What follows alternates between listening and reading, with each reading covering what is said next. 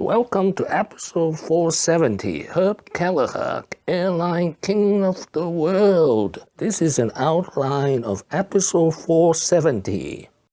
There are 3 reasons we study Herb Kelleher. First, he's the Airline King of the World by being profitable 24 consecutive years. Second, he's probably the most loved and admired CEO of his generation. Third, he's wickedly funny, a disruptor, and an innovator in an industry where most lose money. Let us meet Herb Kelleher. If you're embarrassed to fly the airline with the fewest customer complaints in the country, Southwest will give you this bag. If, on the other hand, Southwest is your kind of airline, we'll still give you this bag. For all the money you'll save flying with us. Herb Kelleher was born in Camden, New Jersey in 1931. In 1953, he graduated with a major in English from Wesleyan University. In 1956, he earned a law degree from New York University. He was 25.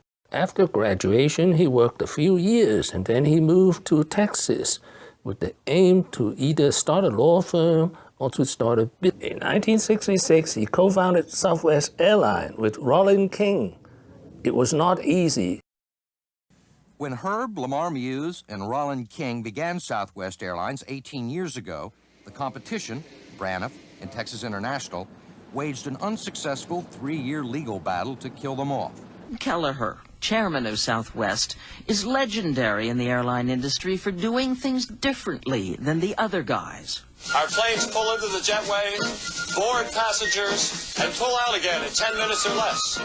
Before he found himself Southwest's pitchman, Kelleher was a lawyer retained by the airline to get it off the ground, a fight that took him all the way to the U.S. Supreme Court. It seemed in the beginning, he used sex and love for marketing. Airline. Plus one thing no other airline can ever offer. Me. Remember? This may all look a bit sexist now, but this was 1971. Remember what it was like before there was somebody else up there who loved you? There was no such thing as executive class service to Dallas, Houston, and San Antonio. With first-class legroom, free cocktails for everyone, and a schedule you could depend on.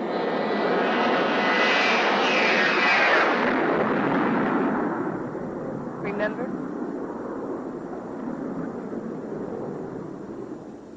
The economics of flying cheaper than driving. They also get the lowest fares in the industry.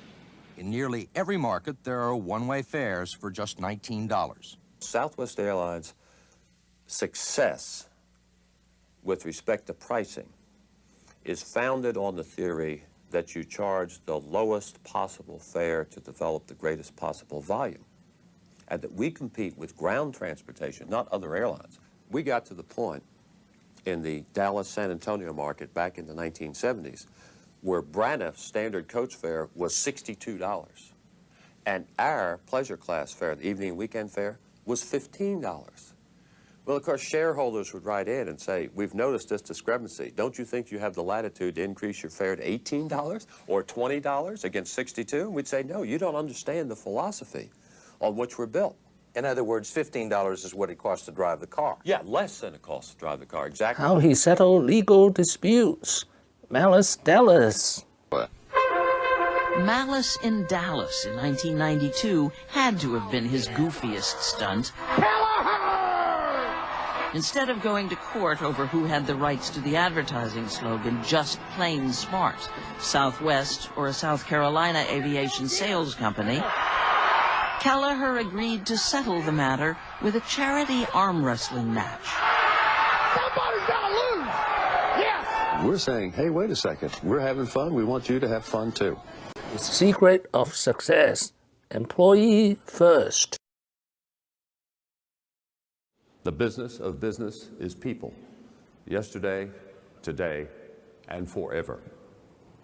And as among employees, shareholders, and customers, we decided that our internal customers, our employees, came first. The synergy, in our opinion, is simple. Honor, respect, care for, protect and reward your employees, regardless of title or position. And in turn, they will treat each other and their external customers in a warm, in a caring, and in a hospitable way. This causes external customers to return, thus bringing joy to shareholders. On January 3rd, 2019, Herb Kelleher died at the age of 87. The business community mourning the loss of a pioneer in the airline industry. Herb Kelleher, co-founder and former CEO of Southwest Airlines, passed away on Thursday.